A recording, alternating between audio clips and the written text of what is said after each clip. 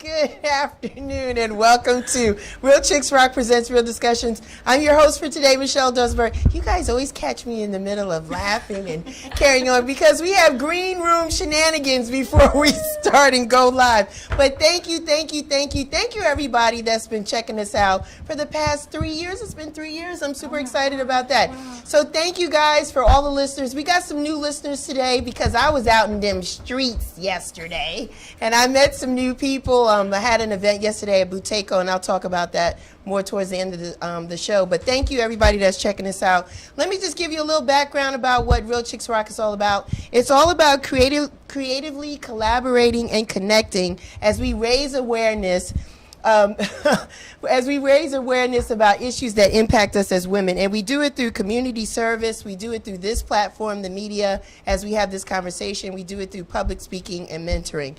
Today is a serious conversation. I always come and I try to greet people with a smile, and I'm always laughing and jovial, but sometimes we have some topics on there that are really, really serious. And so we try to set the mood before we come into the deep conversation. Today is no different. Today we're talking about fighting addictions. Yeah, someone reached out to me and asked me to do this topic, and it's part of one of the questions that I'm going to ask the ladies as we get into it. But she really wanted to be a part of this show, but was suggested that she wasn't quite ready yet to do it. So even though sometimes we think we are ahead of our addiction or we're doing better, sometimes we're not quite there yet. And we're going to talk more about that. But enough about me. No, we're not doing that. I have some wonderful people here. This one over here that keeps smiling, this is Nathalie Ellis. This is her third time back on the show, so she knows what it is. Hi, Nathalie. Hi, Michelle. How are you? Thank you for having me again and again. Welcome back. Yes, I like Nathalie because we just have a really good time when we're together. I don't know if we're going to have a good time today based on the topic, but we'll see. Now, the person to my right, this is her first time. This is my first time doing anything on the television or internet. It's okay. Hi, we don't bite. This is Cherice Pinkston. Hi, Cherice. Hello. How are you? I'm well. Good. Thank you. Welcome to Real Chicks Rock Presents Real Discussions. So like I said, the topic is fighting addictions, and I brought two women that I thought were subject matter experts about the topic. Nathalie may defect a little bit more to Cherice on it, but I respect both of their opinions and their backgrounds. So with that, for the new people that are listening, Nathalie, please share with the people a little bit about your background. Sure. Hi, everyone. I'm Nathalie Ellis. I'm a licensed professional counselor here in the state of Georgia. I've been licensed for almost 20 years and have been providing therapy for 20 years now. I work with children as well as adults and couples and families. And currently I have a private practice, which I've had since 2012, called Esteem Counseling and Consulting Services. And my practice is just that, is to empower self through enrichment, education, and motivation utilizing mental health. And again, it's so important that we take care of our mental health. So that's a lot of what I talk about and what I practice with my clients. And this is such a great topic because addiction is such a big thing in our society. So this is great. Thank you for inviting us. You're welcome. Thanks for being here. Cherice, tell the people a little bit about yourself. I'm going to bring this in for you. Tell the people a little bit about yourself. Well, I am Cherice Pinkston. I'm an associate professional counselor under the supervision of Nathalie. I have been working in addiction since 2014. Okay. I've worked in many types of settings. I've worked in residential treatment facilities, outpatient. I've worked in the forensic population, so with the prisons and parole and probation offices and things like that. Right now, I'm working in community mental health and working with the court services there. I was in the military for 6 years, so I've experienced a lot on both sides of mental health and substance abuse. What division or branch of the military? The Air Force. Okay. Yes. All right. So, Cherice, I'm going to start with you. Okay. What are some of the signs, before I jump into that? We have different types of addictions. Yeah. Which let's talk about a few of them. So there is alcohol, then there's substance, then there's prescription. Yes. Like, help me. So, all of it is substance abuse, right? So it all falls under that umbrella. Okay. And then depending on what the individual, their drug of choice is what we call it, that's what the disorder is. Okay. is treated, Okay. right? So it's alcohol use disorder, Okay. stimulant use disorder, opioid use disorder. Okay. And so the stimulants are the ones that kind of called uppers. So cocaine, methamphetamine, amphetamine, so like Adderall pills and things like that. And then you have the downers. Alcohol is a downer, but it's separate. And then you have other pills like Valium and Xanax, and you also have the opiates. So you have the pain pills, prescriptions, and heroin. And there's a whole other realm of synthetics that are out there now that are really dangerous because they're not showing up on drug screens and people are making them and putting all kinds of things in them. So that's part of why there's been this epidemic of, you know, hey, we have to do something about it because you have no idea what's going on out there. Right. I heard you mention heroin. Is that a upper or downer or what? It's an opioid. It's an opioid. Yes. Is cocaine the same thing? Nope. Cocaine is an upper, so cocaine is a stimulant. So a lot of times we have those polysubstance users who are using cocaine and opioids and alcohol, and so it's just get really, really dangerous, especially with alcohol and other downers because the withdrawal symptoms are life-threatening. Really? Yeah. How so? Like, give me a symptom. Let's see. Severe vomiting is one thing, sweating. People have hallucinations a lot of times when they are withdrawing. Just really, really, it's like flu-like symptoms. Yes. But the reason why alcohol and other downers are more severe is because it also impacts their respiratory systems, and they can go to sleep and not wake up because they've stopped breathing. Okay. Wow. That's heavy. Yeah. So that was that was a few signs for cocaine. So how can we tell that somebody might be struggling with some type of an addiction? Can the normal eye tell, or is really just people that are trained to kind of pick that up? With anything, you know, we have to first identify that there's a problem. Okay.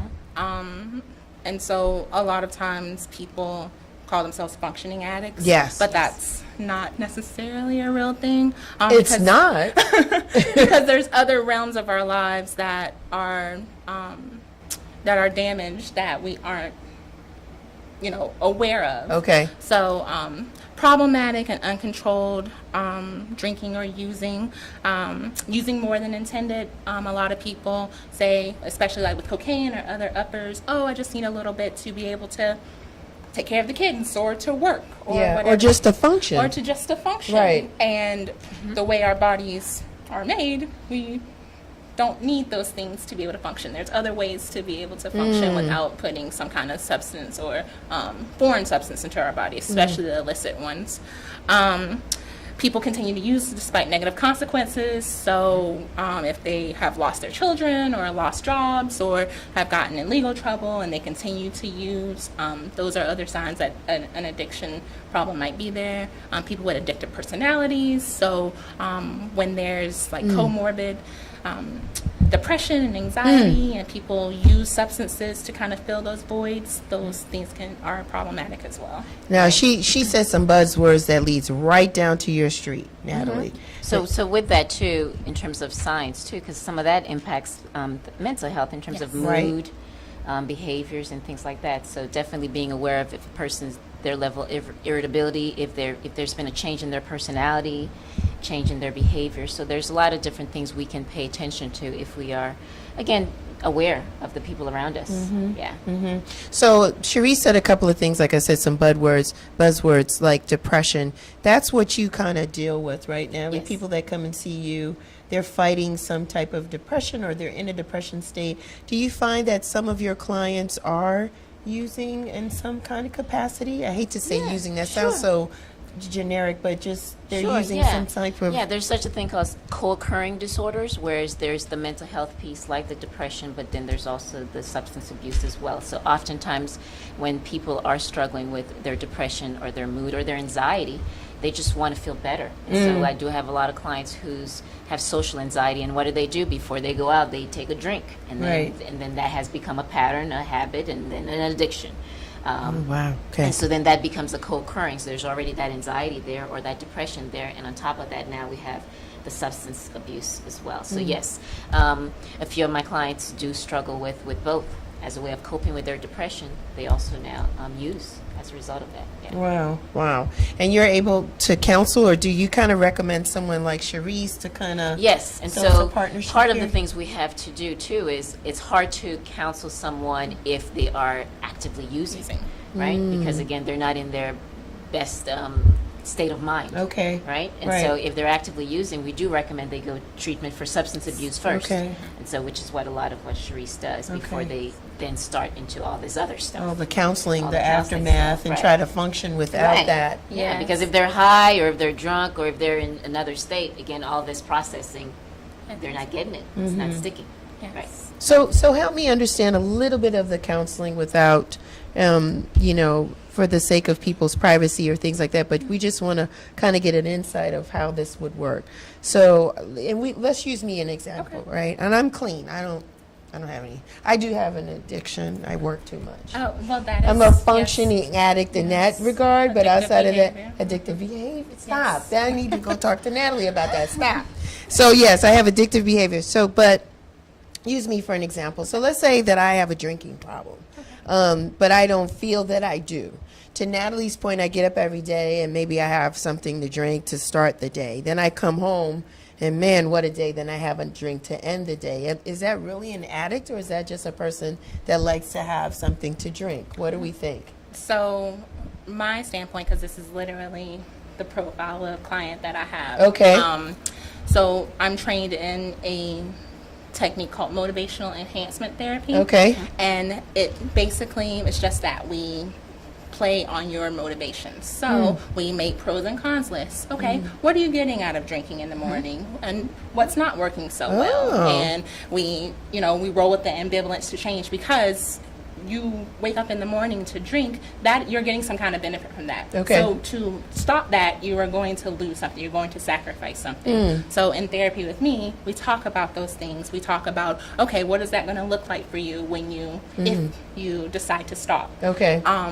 And then we talk about how we move down in what we call the stages of change, where we don't think we have a problem, then okay, maybe we do, all right, now we do, Okay. and then we do something about it, and then we sustain.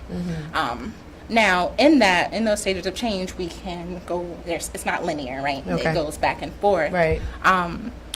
But yeah, in therapy with me, I teach them how to build skills and confidence to be able to make the plan. So if the plan is to only drink at night, okay, so what do we need to do in the morning to be able to get through to the day so that you can drink at Okay. night? And if that's your goal, if your goal is total abstinence, then how can we build your confidence and your skills?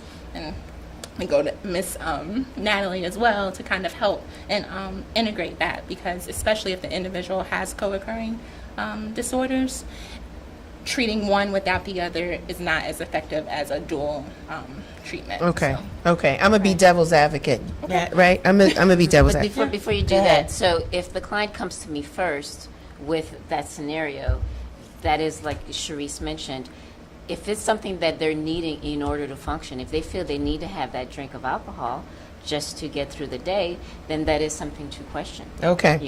And so then we do need to look into substance abuse counseling for that, because if that's something you're feeling, you can't go throughout the day without the need of that, right? Because that's driving the motivation as well.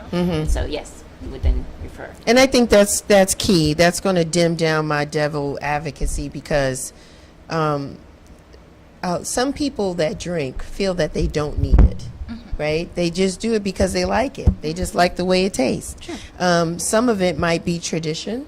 Some of it might be, I don't want to say superstition, but maybe a practice to just say, you know what, I'm going to have this, whatever this is, to start the day off. I'm good, and then I come home and I do something else. When I come home, I have another drink. In their mind, they're feeling like they're not an addict. They feel like they're fine because they're not giving up anything in lieu of doing this, right? They're not. They're just like, I'm doing this, I'm good. But it's not necessarily when I take this drink, I deplete in some other area of my life. They feel that they're okay. They're actually going through the day, not a problem. They're not really dealing with depression. They just like they like the taste of it. Maybe it's a wine, maybe it's a bourbon, maybe it's a cognac. I don't know. Some people may take a tequila shot. Don't know. Then you come home at night, same thing. So I think for some people that might be listening, this might be a very thin line in trying to identify whether or not they're an addict or not. And I'm picking on drinking because that's easily identifiable, and I can give some examples in that regard, because that can be gray, right? Because a lot of people can drink. They don't have DUIs. They're not doing, they're not living a very complicated life, if you will. They just like to have, like some people like to have cake and ice cream. Shouldn't have it all the time. You know what I mean? But we're doing it every day. So I think it's a very thin line. There are some addictions though that and I'm going to stay with the drinking just a little bit more. Is it that when we become an addict, is it that our eyes are red? Do we get slow in speech? Are there some other like visible indicators that we can see in a person? I'm going to have Cherice answer that, but before I do too, is even in the person who might not see there's a problem, but then we have to also look at relationships. If it's creating a problem in relationships, then there is a problem. You might not see it's a problem, right? And so then we would ask that additional question. Well, tell me about the people around you. Do you have friends? Are there friends? Or are you or do you isolate, right? So when you're by yourself and alone, there may not be an issue, but then somebody who is alone and isolates, there is an issue with that, right? Yeah. How is it impacting your relationships at work, your relationships with your friends, with family? And so when you start having those type of conversations, other things come out, right? In terms of what their mood or how they're relating to others. And then it's like, well, do you think this issue with this person, maybe that be due to the drinking? Right. And if yes, okay, then we got to figure out what to do about that. And if not, no, then we got to question that. But that would be the additional questions in terms of you yourself may not see a problem, but then now how are you in relation to the rest of the world, in relation to everybody else in your life, right? Yeah, that's important. Yeah. Cherice, give me some signs, some other signs. I was saying just before Nathalie asked her questions or provided some input, is it redness of eyes? Is it slur of speech? Just give me some indicators when we think, and it could be on any type of substance abuse but what are some indicators that we might need to come see you or may need some help? So everyone is different. The biggest things that I notice are the isolation of people. Irritability is a really big thing with alcohol use and with stimulants, the uppers and the downers as well, when individuals are not using those. A lot of times, especially with opioids, individuals will be going through active withdrawal, so they'll be sweating profusely, vomiting, the shakes, restless leg is another thing. Tremors, tremors so bad that like holding this cup of water, the water would spill out. Wow. Jaundice of the body because the liver doesn't work anymore. Smell as well because other functionings are depleted because, again, our bodies are ingesting this foreign substance, whether it's alcohol or prescription pills. And especially with prescription pills, the smell is bad too because it causes constipation in the body. So, yes, and that's why the withdrawal symptoms are diarrhea because your body is now...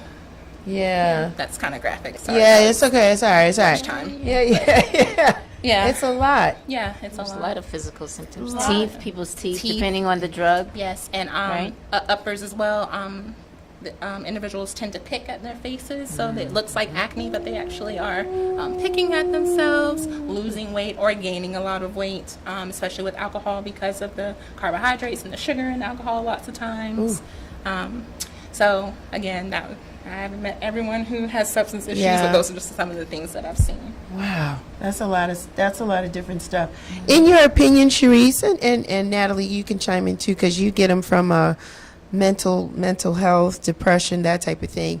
Is there one that is just one addiction that's just really the worst that's out here? In your experience and in your opinion, is there one that's worse than? than all of them? Well, medically, any individual that is drinking, using benzodiazepines, which is the downers, or opioids, medically, I am concerned for them the most. Okay. With methamphetamine, there's not really a withdrawal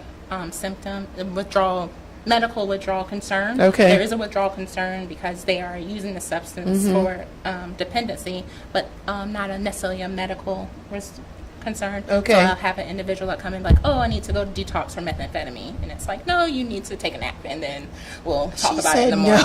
No, it really is, because it's a upper, right? Yeah. So they're always up, and Okay. they stop, so they feel tired now, and it's like, no, you just need to take a nap, and then we'll start processing some of those things. Wow. But with the alcohol and the other downers, the respiratory and the heart issues are really medically concerning. So we definitely want to get them into a facility, detox facility, get them under the supervision of a physician Right. to help them before they can come back to see me or Nathalie to start processing through Okay. things. Right. But again, in some ways, all of them are equally detrimental outside of the medical piece to relationships, because again, drugs have damaged so many relationships in terms of, the marriages and parent-child relationships, and so, and all the stuff that plays into in terms of abuse in the homes when people are using and all those things. So that's pretty detrimental in terms of all those other aspects, Right. relationships and social aspects of drug use. High in crime rates, and all those things. Yeah, so it's detrimental in a lot of different ways. But medically, I could see how certain ones are even more so. Does environment play into our addictions? Locations where we live, how we are raised, our environments play into that in most cases? Yes, absolutely. Accessibility to certain things, Okay. right? Yeah. So if you live in a neighborhood where there's a liquor store on every corner, that is just a part of it. And just like you were saying before, especially with alcohol, and I know we talk about alcohol the most, but we use alcohol to celebrate things. Yeah, we And do. We use alcohol when we're sad, and We we do. use it as a gift, and Yeah. all these types of things. Entitlement. Yeah. It's kind of the thing there. Yeah. And then in the rural areas, it's a lot of working class people. So Right. the stimulants are, what I've noticed, are really big in the rural areas, because again, with the manufacturing, you have all this land and no one's out here, and you're able to manufacture these large quantities and then take them back to the city. And yeah, so that's what I've noticed as far as environmental and socioeconomic Yeah, I was things gonna that come say. into it. Selling drugs, that's been like a thing that's been Definitely. really perpetuated. Right. Quick money, just and then if you only seen that, then that's kind of the thing that you look forward to, is Yeah. being able to have that kind of clout, if you will. But then there's sometimes that people that have a lot of money, is that a different style of addiction because of the money? Because now they can maybe get the prescribed drugs, or is there a different level or tier of how people get down with addictions? I would think so. I would think so too. Okay. I've never experienced Okay. treating anyone on that level. I got I've you. worked in community mental health Understood, and the understood, indigent, understood. population mostly. But like, to be honest, about 90% of people who meet criteria for a substance use disorder don't get treatment. So it's, you can never tell. Really?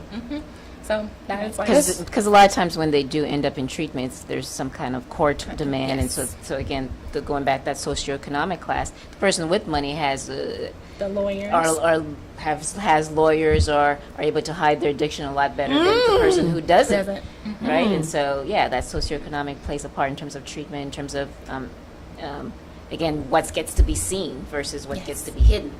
So that plays a big part. But going back to the environmental piece, another thing before that too is that genetic piece, and Cherice can chime in, because again, there's research that shows again not only that addictive gene or personality with some of that, but also your chances of using has increased when you have a parent that used. Yeah. And let alone if you have two parents that use. So again, you're at high risk when you have parents or people in your family that's used. So that's something to be aware of in terms of not just your environment, but also genetically.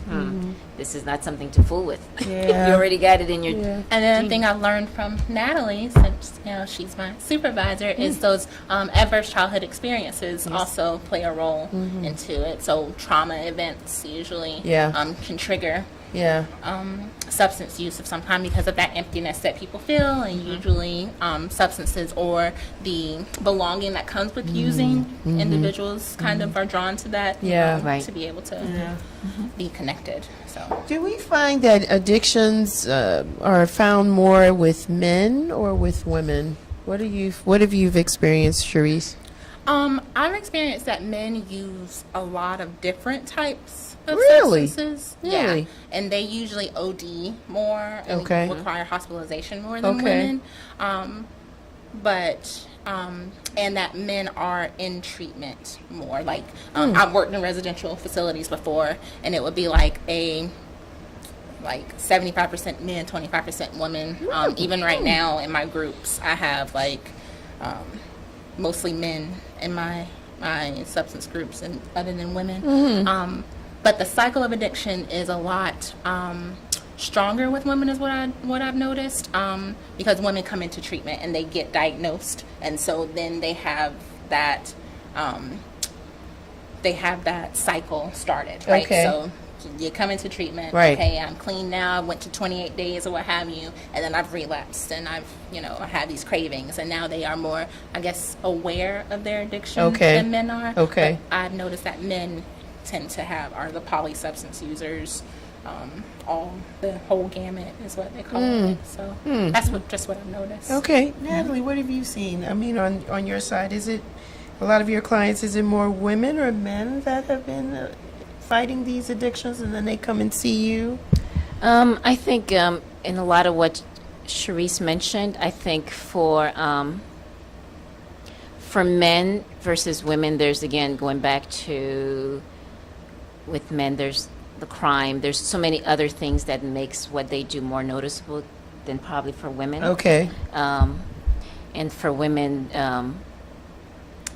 they're still functioning. They do a better Yeah, I was because just they gonna say are that, yeah. because they have children. Some of them Yeah, have children, and so children. they just do I don't want to say a better job of dealing with their habit than maybe Right, men yeah. do in Right. some ways. And so, with that being said, because they're also the caretakers of their children, then they don't get into treatment as often with the men versus the men end up getting in treatment, more often. But I would say about half and half from what I've seen, though. What's typically the breaking point for people before they come see either one of you? Is it that, they've almost lost their life, or they just figure, enough? Or does someone have to drag them in? Is it usually some form of intervention? Or how do we get to a place where we say enough is enough? That rock bottom. Yeah. It's literally a rock bottom, and everybody's rock bottom is different. Some people, it is getting a D on a test, and it's like, oh, okay, well, this Adderall isn't working anymore. Let me get help. Wow, she said this Adderall is not working anymore. Wow. I mean, yeah, and then it's okay. I am facing 32 years in prison for my 6th DUI, so yeah, let me go into treatment. Wow. So it's literally different for everyone. Most of my individuals that I see now are court ordered to treatment, and they are coming to treatment in lieu of being sentenced to going to prison. Okay. So That's definitely a rock bottom. Yeah. for some, but and then again, a lot of them have been in other treatment facilities. So there's treatment inside of prison. There's treatment outside of prison. There's residential. There's 30-day and 60-day and 90-day and 6 months. And a lot of individuals that I see have had multiple episodes of treatment before they actually, all right, this is the time I'm going to do it. So, but everyone's different. Then some people never step foot in a treatment facility, and they've been clean for 20, 25, 30 years. So it's literally that motivation piece. Like, what are you getting out of this? What do you want? What is the driver? Yeah. So it's just really tapping into the driver of the motivation and Yes. trying to But it understand. does take shifting a lifestyle too, Yes, right? yes. Because it is a lifestyle Yeah. change if you're wanting to stay clean. If you want to stay clean. yeah. How many times, sometimes with people that are surviving domestic violence, you know, it's been said that sometimes a woman may leave that domestic violence situation maybe about 7 times. She'll leave and she'll come back. She'll leave and she'll come back about 7 times for love, maybe fear, maybe economics. She's not able to stay on her own or whatever. But it's a several amount of times that they go back and forth. Is that a similar kind of style for people that are fighting addictions? That it's repetitive cycles, like it takes a minute before they're able to really kick it, or do they find other addictions, like they may knock one down and then let me try something else? Or Yeah, and again, everyone's different, but so the statistic is about 30% of people who enter treatment and complete treatment, because again, when you're in treatment, you can leave and come as you go, as you want. About 30% of people who enter treatment and complete treatment are successful for 2 to 5 years following that episode. Okay. And so after that 5-year mark, there's not really a lot of data to support if they have continued in that. Okay.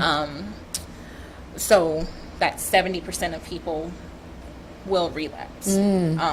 According to the statistics. So Okay. I guess it's similar to Yes, that almost. cycle. But I always thought that once you're I'm doing air quotes, an addict, that you always have to keep yourself tied to some form of treatment or counseling or some group or something to help you, because it's just not that easy to Just kinda- like physical ailments. So let's say you are diagnosed with diabetes and you take the medication and you get your levels, Right, you know, right. down. You have to continue to Understand. work Check that. it. You have to continue to cultivate that Okay. because you don't want your levels to go back up. You don't want to have to get back on medication. Similarly with addiction, you want to maintain that. And yes, the 12-step meetings, one of them, Al-Anon, Nar-Anon.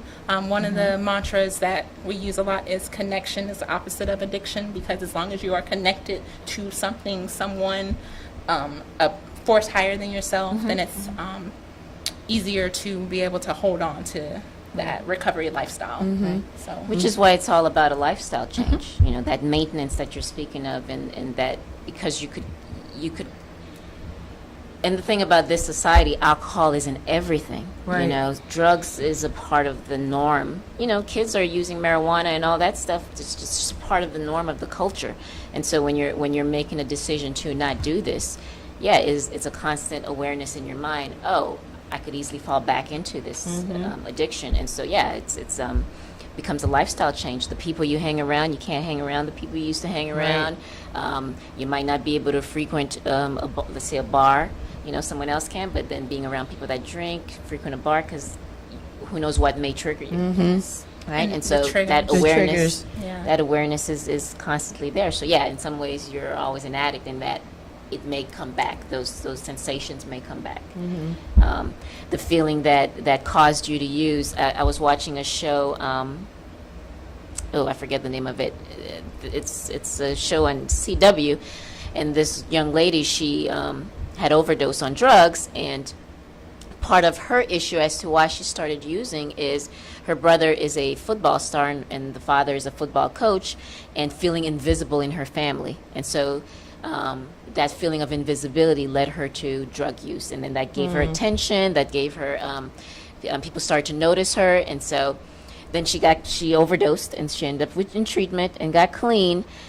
A year later, she's been clean a whole year, and this feeling of invisibility came back. Oh, she was in a situation where she felt invisible again, and in that instant, she's like, I just wanted to use. In that instant, I felt this, because in the past, when she felt this, she would use to feel better. Right. And so in this moment, she felt this invisibility, but this time she had the awareness and the knowledge to know, oh, I felt this, and this is what I wanted to do, but I know I shouldn't, right? And so, yeah, that addiction is always there in terms of what triggered you, Right. you know, what's going to trigger you. And so, yeah, it's important to be aware and mindful. at all times. And so the lifestyle change is really important. And having support and connections, healthy supports and connections Healthy. are very Healthy. important. Healthy supports and connections. And I think that's what it is for most people, or for some people. They feel like they've had a good run. Things are going very well. They've made some adjustments, and they feel that they're able to stand on their own.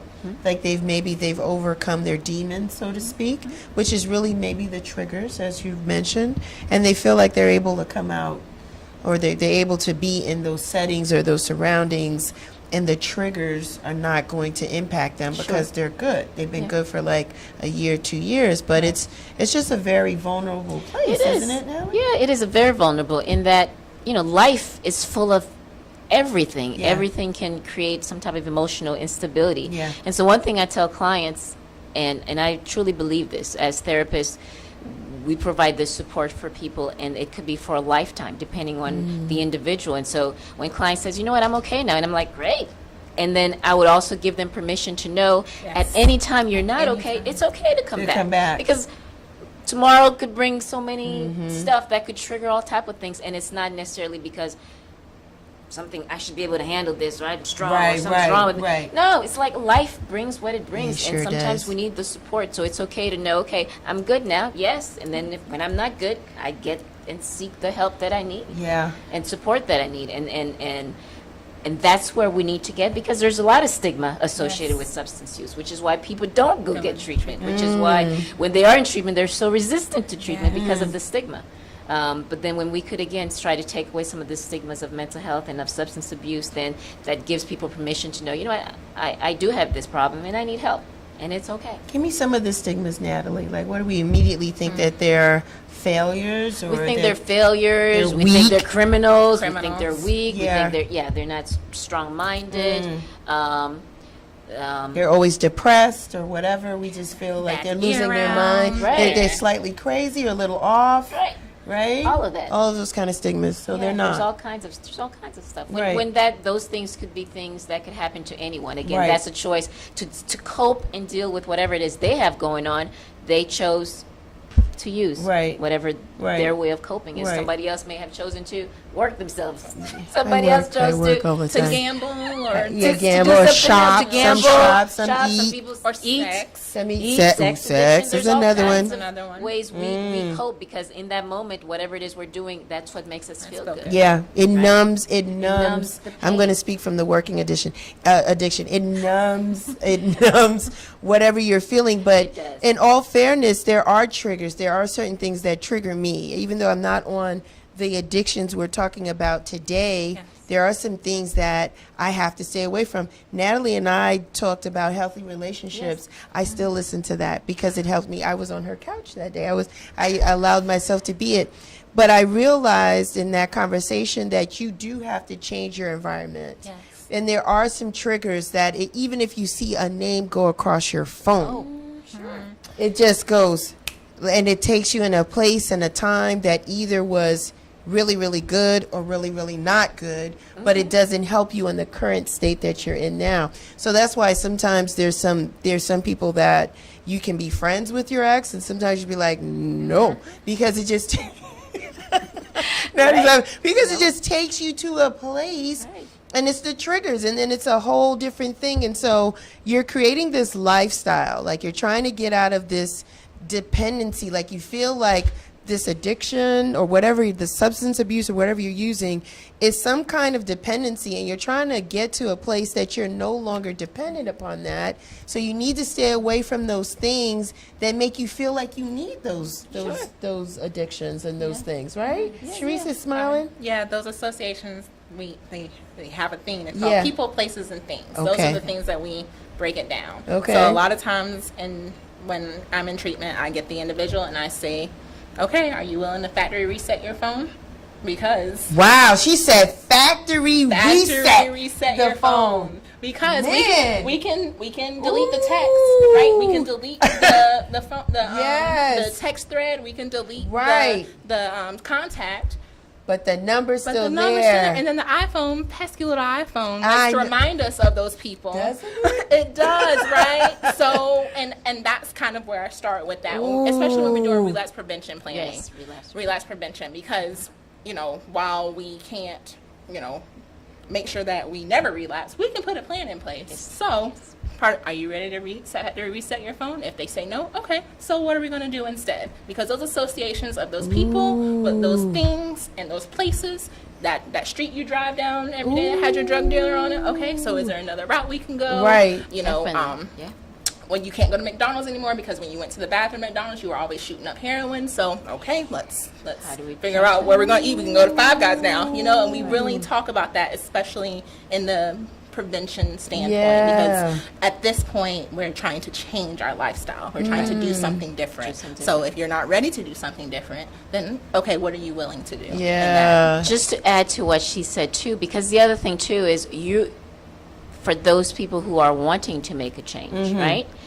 You want to make the change doesn't mean everybody else wants you to change. Come on now, right? come on. And so then the other piece why that relapse plan is so important, because you believe you're strong enough to make the change, but guess what? That ex who got you into alcohol is like, come drink with me. Yeah. You're way more fun when you're drinking. Yeah, So you're these not other fun when you ain't drinking. people are still who they are. Yeah. And so it's and many times we're thinking, they need to change too, but it's not up to them. We have to do the work For ourselves. right? For ourselves, because people are still going to be who they are, and guess what? Oftentimes, in relationships, people see us in that initial. So if they know us as the user. That's how they're always going to see us. Yeah. That's how they're going to relate to us. Yeah. That's how they're going to converse with us. And so, which is why, again, so to think, I could resist, it's great, but then you don't have to believe you could resist. We could just put things in place so that you don't even have to deal with this at all. Yeah, that mapping. concept, I teach, because we keep using the word strong, I teach smart versus strong. So Smart you can versus only strong. be strong for so long, like physically, Right.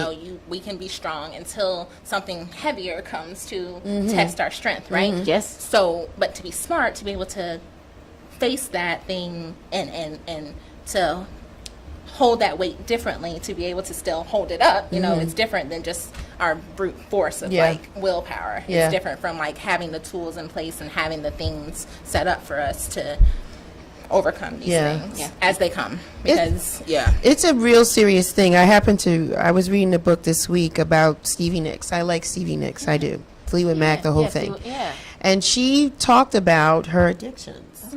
Like they, when they first got together, was all about cocaine and tequila, drinking and snorting. And then, their first album, they weren't doing it, of course, because they didn't have the money and the access, right? It's about accessibility. They weren't making any money at first. So after that first album went and sold millions of records, the money started flowing, and the access to different people and the drug dealers, and it was just going on. And people started to convince them that they sounded better because they were just high when they wrote music and this and that.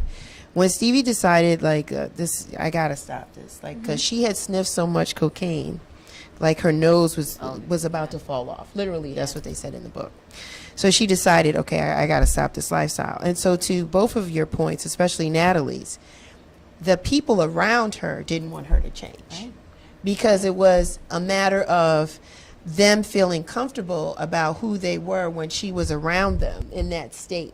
So they didn't want her to kick it. They didn't want her to stop it. Of course, people felt their money their pockets weren't getting fat anymore because she wasn't buying, right? So when you're buying drugs for everybody, or just everybody's getting high all the time, it's a good feeling, it's a good sensation. But when you stop, then it separates who's really with you for you versus who's really with you because you provide, or you're a different person.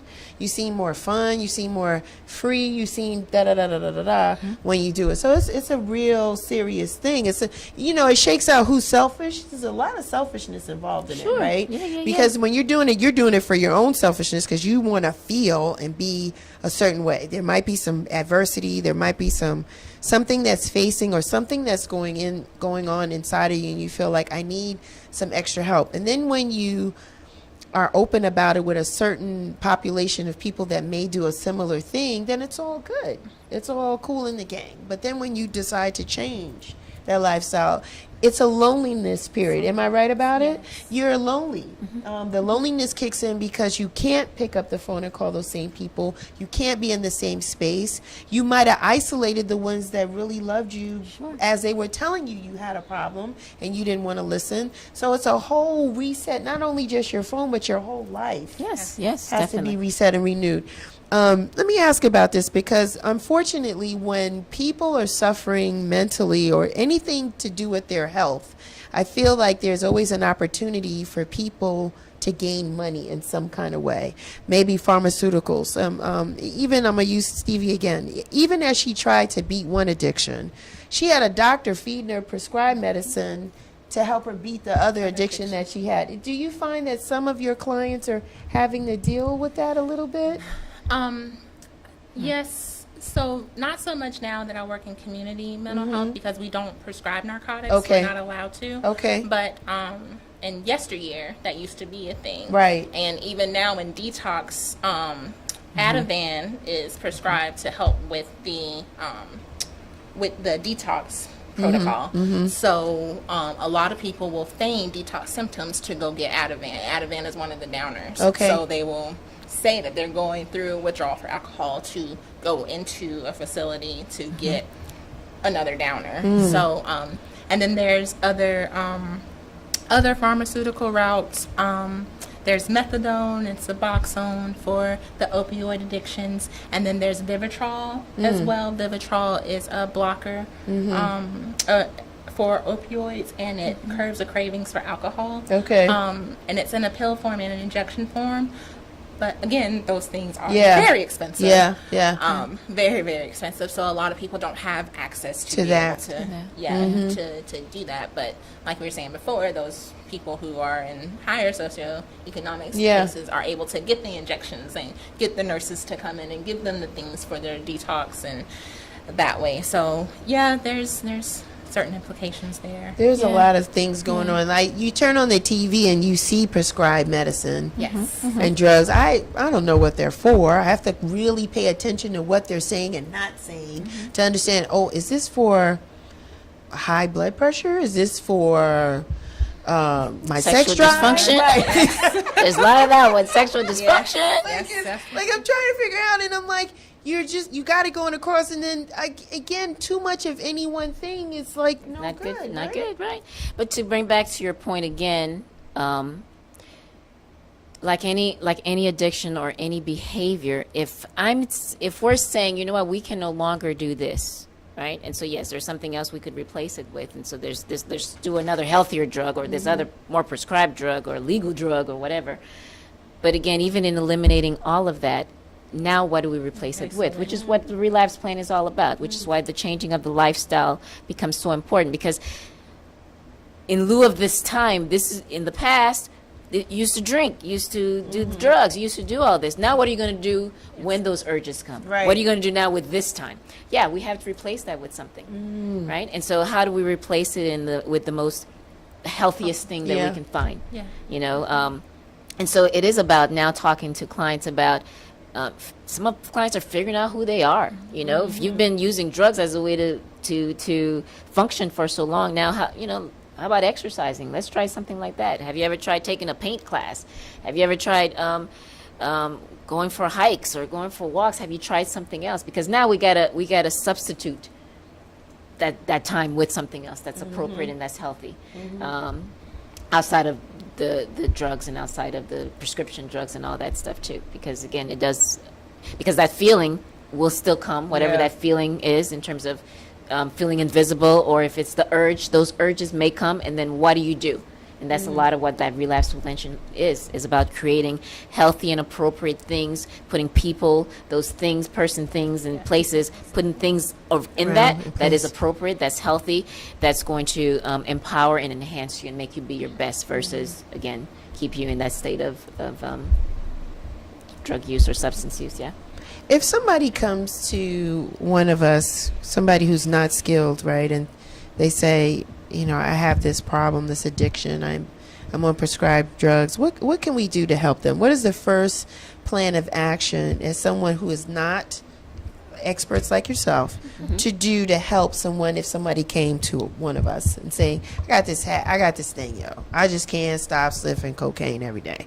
What is the first thing we should do to help them? Show empathy to the person. Okay. Obviously. Okay. You know, because again, there's a certain amount of stigma and shame that comes with admitting that you have a problem. Yes. Because that makes a difference. How you respond will let them know. Should I tell people or should I not? Should I go to treatment or should I not? So that empathy and validating how they're feeling is critical. Yes, definitely. And then just depending on where you live and what resources you have, especially in the state of Georgia, each county has a community service board. Okay. For individuals, they're usually on a walk-in basis. They can Google whatever county they are and find the community service board and walk in and do an intake process and get treatment started that way. There are hotlines you can call. We have the Georgia Crisis Line. You can call the Georgia Crisis Line. And with the Georgia Crisis Line, if depending on what kind of crisis you're in, they come to you. They can come to you. Oh, really? They come to you and do assessment. Yeah, for mental health as well as substance abuse. Yes. They'll come and do the assessment to see what level of care you need to be placed in, if you need to go to detox, if you need to come to a center like mine or go to a facility where Nathalie would work. They could come out to you depending on the level, what your needs are at that point. But I think the biggest thing that a lot of my clients are noticing or have reported to me is just empathy and just like, let's do this. And there's a thin line between empathy and feeling sorry.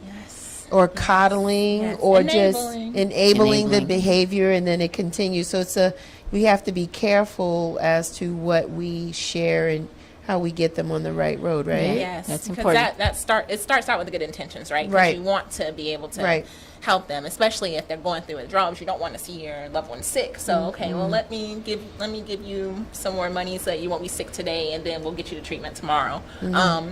Acting immediately, it's the huge thing. So calling the crisis line, there's so many things. There's the American Society for Addiction Medicine. You can Google that. And then there's the Substance Abuse and Mental Health Services Administration. SAMHSA. Got a lot of stuff. SAMHSA, yeah.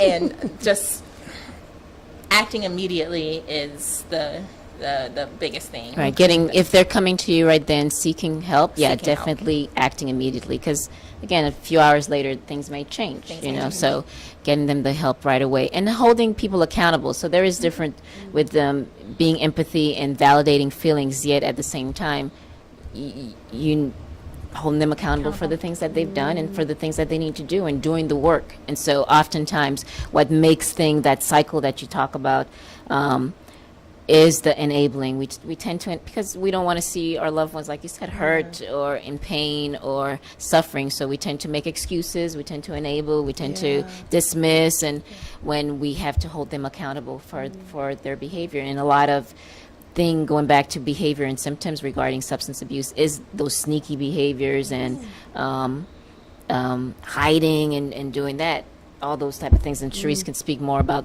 what all those things are. But again, when we don't hold people accountable, they'll just continue to do what they do, manipulation. But again, we have to hold them accountable. No, you need to get work. You need to go get treatment. No, this is not okay. And rather than rationalizing what they do or all those things. So we could empathize and say, hey, I could imagine that you're in pain, that you're hurting. However, you need to go get the help. It's not okay that you do this.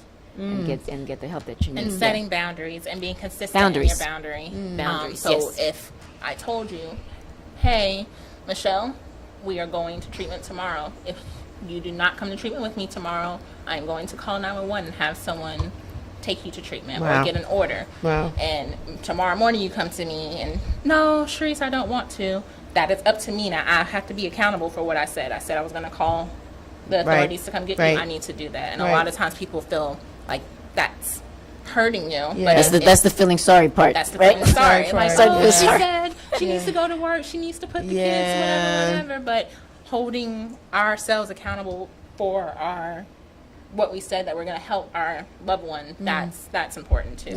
Yeah. So, because that happens so. But it's a very difficult place and space to be in because you never want to see somebody that you care about hurting in any kind of capacity, whether it's emotional or financial or definitely on an addiction.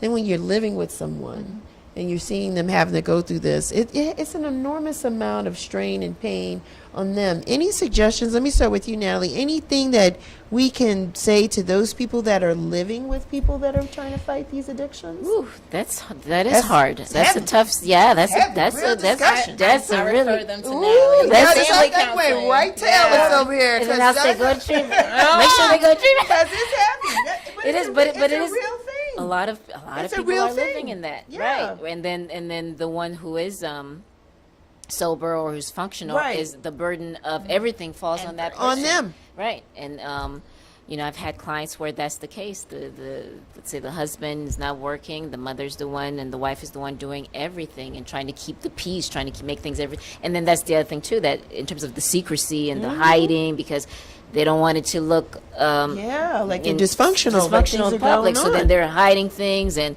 making everything seem okay in the family when that's not the case. So that's a lot. Definitely getting into support groups when you need Wow. to. Okay. Sometimes having those hard discussions because, again, when we talk about setting boundaries, there are some things that's not okay. If someone is not choosing to go get help and they need to and is creating problem now for you and your children, do you have to stay in that? I don't know. It's not for Nathalie to say. She's just asking I'm the question. asking the question. Right. Is it, so that's a question I do have people. How much are you willing to do? How long Because are you again, willing are to you stay? willing to do this? And because if they're not willing to do their part, that means now there's things you got to do. Yeah. How long are you willing to do that? Interestingly, in terms of my story, I've had a situation like that, and at some point I was not willing to do it because again, people have to be held accountable for their thing. So I made a choice to leave that situation. That was one of the because questions. I know I saw that. And I was debating right. whether or not I wanted to. Yeah. I shared with clients. I wasn't This is gonna ask, a 'cause I was public like, that's forum. But yes, so because again, in my situation, in living in that situation, things came up missing. Right. Person would disappear for days at a time. My car would disappear. Things, everything may appear functional, but in the home, you see everything. My jewelry's gone. When you report to work, show up there, and then after a while, that becomes a lot to take in. And then the instability and inconsistency and the chaos and all that, because you're not sure when, what's going to happen. And I knew at some point for me, this is not something that I wanted to do long term. Got you. I did not want to do that long term because we're all adults, and I'm here to support you, but you have to do your part. Yeah, I did. And so that's something I chose to get out of that situation. So this show brings it out. Thank you, Nathalie, for sharing that. Because I was going to ask to have you, either one of you, had to deal with somebody with addiction personally. Yeah, and with this individual, again, no one could ever tell because he would present well when he comes around. Everything looks well, but then when he's, pride with men, there's that too. With him, pride. So when he was in his state, he would disappear, and you wouldn't know what's going on. But then when he reappears, you look fine. Yeah, everything's well. Right, but then you were gone somewhere, and then came out. And again, with him, in terms of his story, has his own set of traumas. Went into the military. He was a Marine, which again, the military has a lot of substance stuff going on, and I'm sure Cherice can talk about that.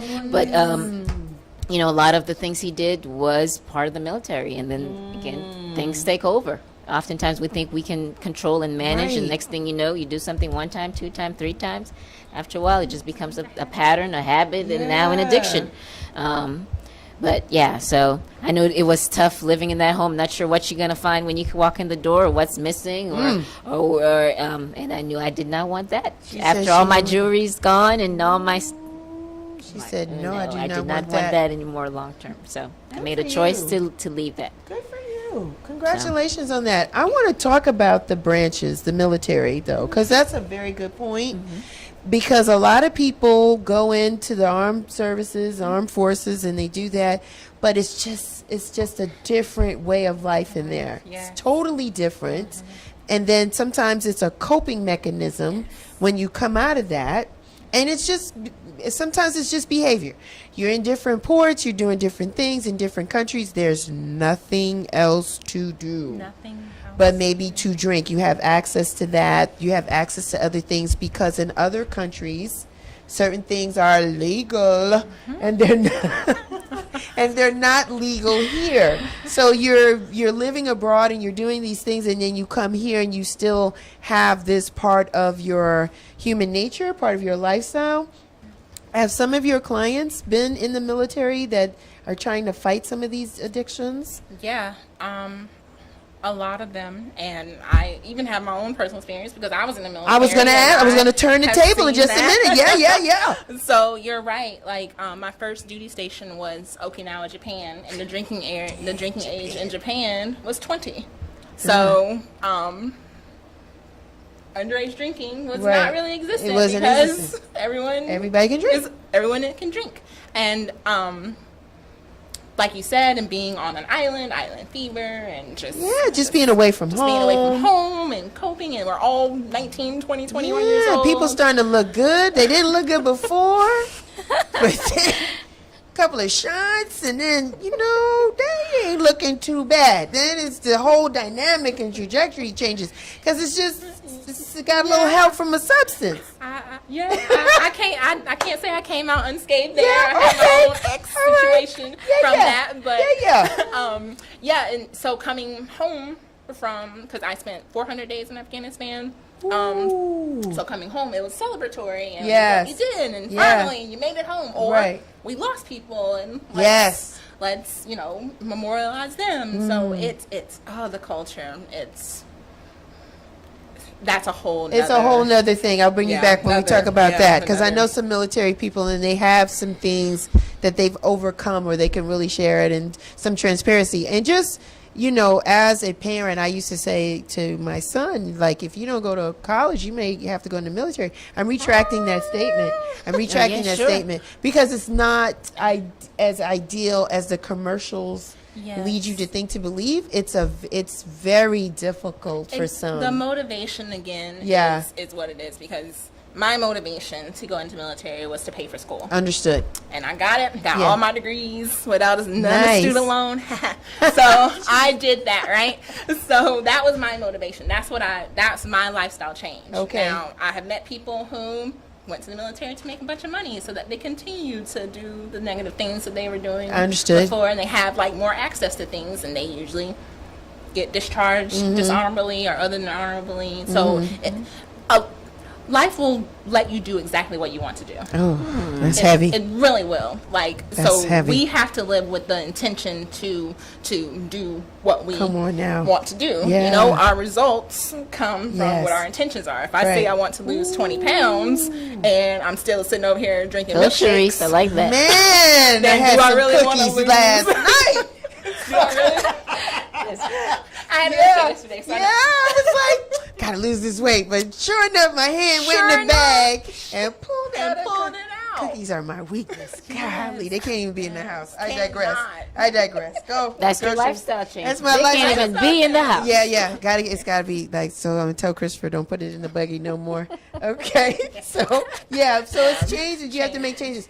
I want to commend you on who you are and how you maneuver through the clients and the patients and the people that you have to work with, because I can imagine it's not easy. So I'm going to ask you, what is your self-care? What do you do to detach from having to deal with people, because you have empathy and you have to hold people accountable, and it's very tough conversations and interactions that you both have to have with people, because people are coming to you with some form of an illness or some cry for help, whether it's mentally for Nathalie or with the addiction on you. So what do you do to make sure you stay Cherice? So I stay connected to Nathalie. Ah! I really do. She is an Winning. clinical supervisor. Yeah. So I have to get how many hours? 3,000 hours of direct service. Okay. And I see her for 3 hours a month, and I talk it out Process with the her. cases. To process the cases, talk about the things, talk about either my own countertransference that Okay. comes up. Countertransference is when I can see something in the individual that triggers my own experiences. So we talk about all those things. I like to read. I like to write. I really love research and things like that. So I love helping Nathalie a lot there. And then most recently, I have been getting more my own connections back with my family. And friends and people. So that's what helps you balance it all out. Yes. Because it's a lot. And it's smiling. a lot. I smile a lot. Yeah, she has a very, very beautiful smile. Has mine beat hands down. That's right. Cherice is a beautiful one over here. Nathalie, what do you do for your self-care? Because you talk to a lot of people, and the people that come see you are in denial. They don't have a problem. Right. And so first is recognizing that I can't work harder than the individual. So with every piece of with everything is recognizing that this work is for you. I'm here to support you. As one of my colleagues says, I'm kind of the navigator. You tell me where you want to go and I'll help you get there. And so recognizing that sometimes we do find ourselves working harder than the clients, and that could be exhausting. But again, recognizing that this work is for you. It's beneficial, and a lot of the first time I meet clients, I do tell them, that's great that you're here, and it's really good that you're here, and we could get a lot of work done. So therapy, I'm all for it. Our mental health is really, really important, and we need to take the time to care for it. And it's an ongoing process because life brings all type of stuff. Yes. So making sure I take care of my mental health, and part of that is protecting my peace, because I see clients day in, day out. I'm very cognizant and mindful and intentional what all I watch on TV, what all I pay attention to, what else on social media, the news. I don't watch the news intentionally. If there's something I need to hear, I'll go research it specifically. Because there's just so many things, and everything that we experience brings an emotional response, bring thinking. We think about it, and so I'm very aware of that for myself. So I make sure that I keep myself in a place of peace and calmness, and that's intentional. And so I do yoga, I do Zumba class. I love dance. I love going to the beach. I love vacation. And daily, making sure I take time to breathe, making sure I'm paying attention to what my body's telling me, and then not ignore it. Because again, things worsen because we tend to ignore, dismiss, and just kind of put everything in a box. And then, because life is life, and if we're constantly doing that, guess what starts to happen to that box? That box gets big and big and big, and that's what it's doing. It's heavy and heavy and heavy, and like Cherice said, no matter how strong we are, and again, it's not just about being strong. No matter how, even 5 pounds of something, if I'm carrying it for 10 hours, that 5 pounds heavy. Starts getting heavy. It doesn't heavy. matter what it is. So we have to learn how to let go of certain things, how to unload. And therapy is all about that, and putting things in place. Self-care is about that. So I am all about self-care. So good at self-care. I wish I know she's good. Well, I like Nathalie. we're working on that. Yes, we Making are. sure we're good at self-care. Yeah, you're gonna get there. You're on your way. There's no problem. Natalie's really good. When the person brought this topic to me, I was like, Natalie's one of the first people I reached out to because I respect what she does and how she does it. And she was quite honest. And, no, it's not really my forte, but I think I have somebody in mind, and hence I have you. Oh, hello. So this was great, and I didn't understand the relationship until today. So thank you for coming to do this. So Cherice, how can people find you if people need like some kind of help? Listen, I got a brother. He's not doing well. We may need to check you out. How can people get a hold of you through the services that you provide?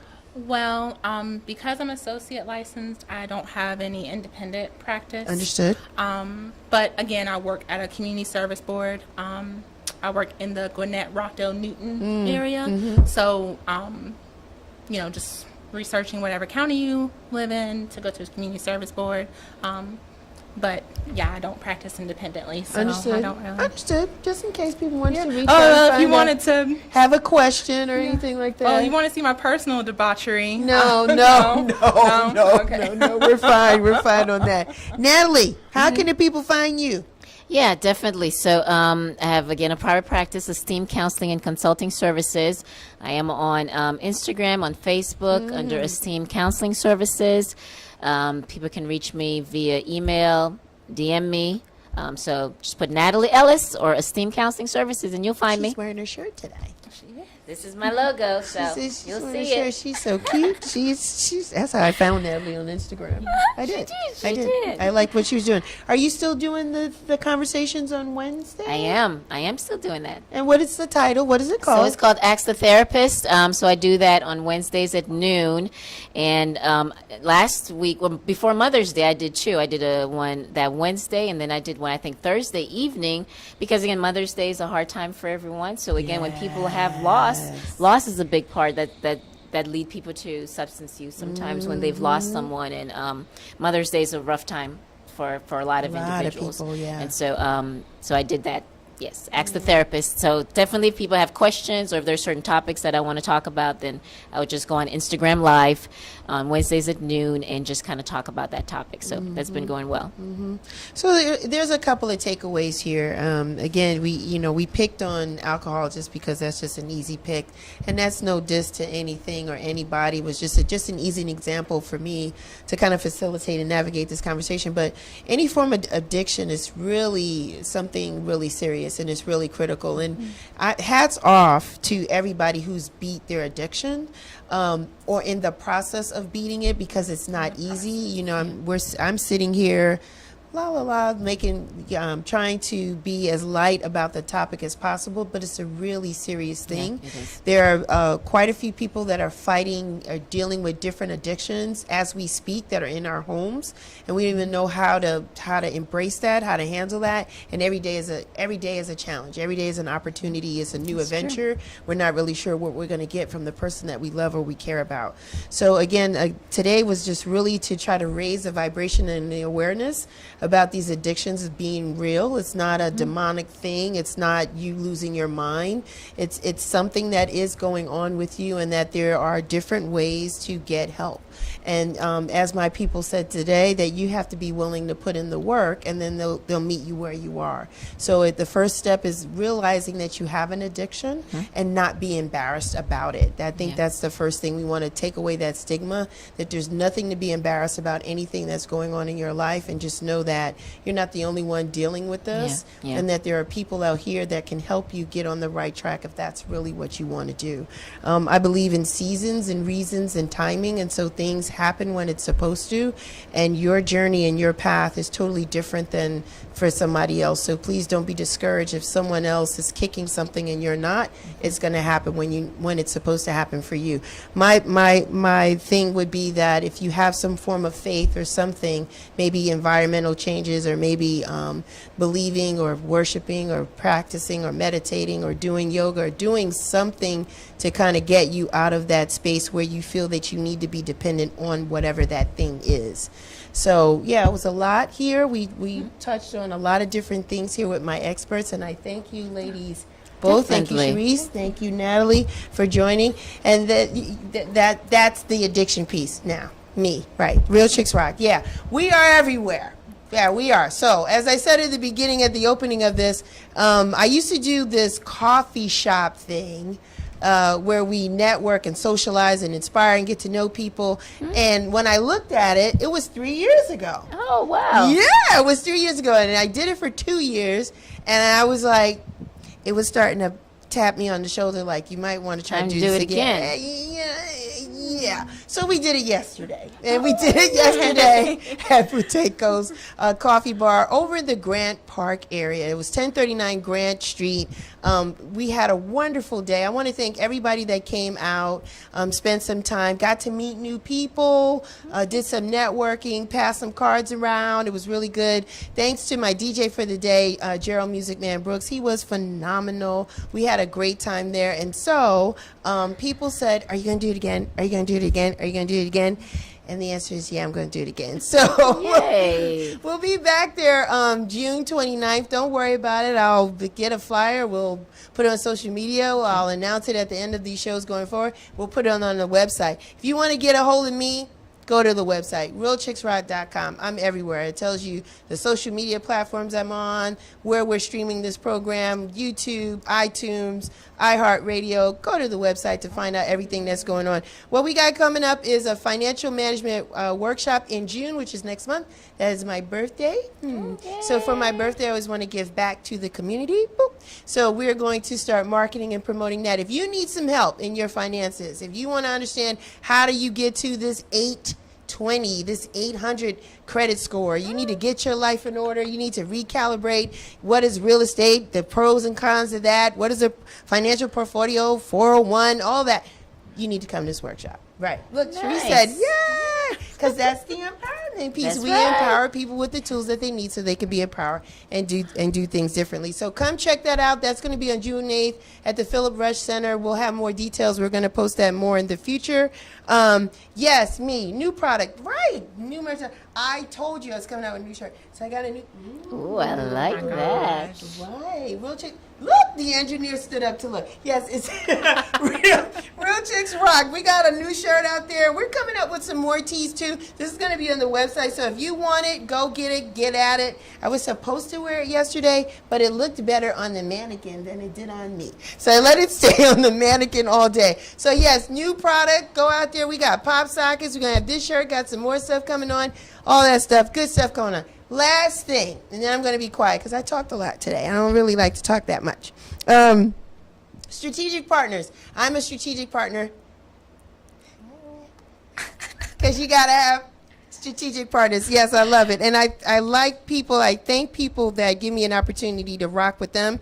So for those people that don't know me, I'm going to tell you, I really love music. I really do have a strong affiliation for music. And so anytime that I can align or partner with people that are doing things musically, I am excited. So this is no different. So yes, join us this Friday at Venkman's as Hot Ice Live presents a tribute to the Queen of Soul, Aretha Franklin, with none other than Jill Rock Jones as the vocalist and singer for the night. You want to be there. This weekend is Memorial Day weekend. I got a from Nathalie because that could be right up her alley. Yeah. This weekend is Memorial Day weekend. If you're in the city, you're in Atlanta, you're looking for something to do this Friday, you should be there.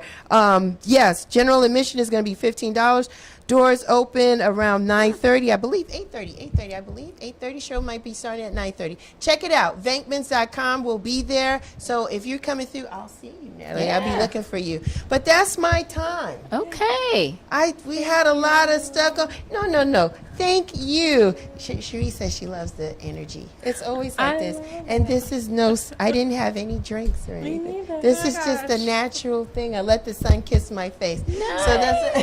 So that's what we got. That's my time. So until next time, you guys take care and continue to rock on. Bye. Rock on.